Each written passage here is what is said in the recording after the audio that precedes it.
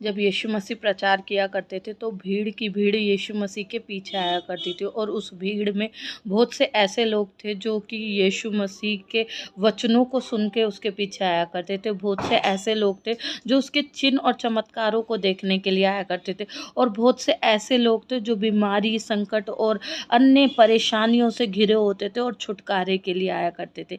और आज भी ये होता है, जो प्रभु यीशु के पास आते तो वो इनमें से ही किसी न किसी कारण से आते हैं। तो लेकिन उन लोगों को ये बात नहीं पता होती कि कैसे प्रार्थना करनी चाहिए और किस रीति से प्रार्थना की जाती है, या वो हमेशा ये बात को सोचते हैं कि हम कैसे परमेश्वर के सम्मुख में जाए।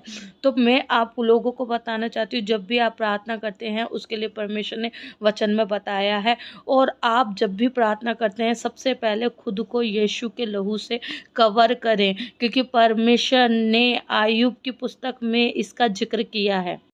जब शैतान परमेश्वर के पास गया तब परमेश्वर ने शैतान से कहा, क्या तूने मेरे दास अय्यूब को देखा है?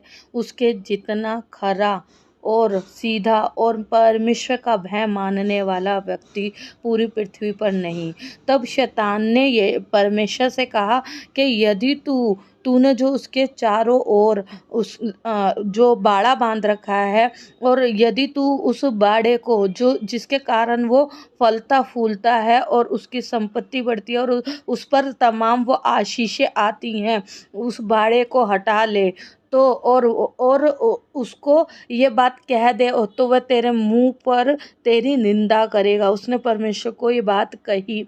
तो परमेश्वर के नाम से, प्रभु यीशु मसीह के नाम से जब हम परमेश्वर से प्रार्थना करके यीशु मसीह के लहू का बाड़ा अपने घर में, अपने घर के हर एक लोगों पर, अपने आप पर लगाते हैं और प्रार्थना करते हैं, तब परमेश्वर हमारे घर के लोगों की और हमारी संपत्ति की भी रक्षा करता है और हमें आशीषों से भरता है।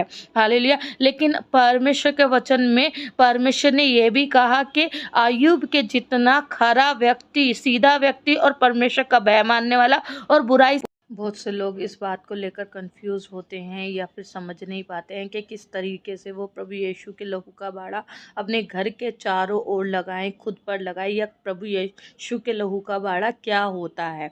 तो मैं उन सभी लोगों को बताना चाहती हूँ, क्योंकि जो नए विश्वासी है अक्सर उन लोगों को ये बातें समझ में नहीं आती है। देखिए, यीशु का लहू छुटकारे का लहू है, चंगाई का लहू है, उद्धार का लहू है, और यीशु ने अपने पाक पवित्र और पावन लहू को हमारे लिए बहाया, हमारे जीवन में उद्धार के लिए बहाया। तो जब भी हम प्रार्थना करते हैं तो सर्वप्रथम हमें प्रभु यीशु के लहू का बाड़ा अपने घर के चारों ओर लगाना है। कैसे लगाएंगे मैं बताती हूँ।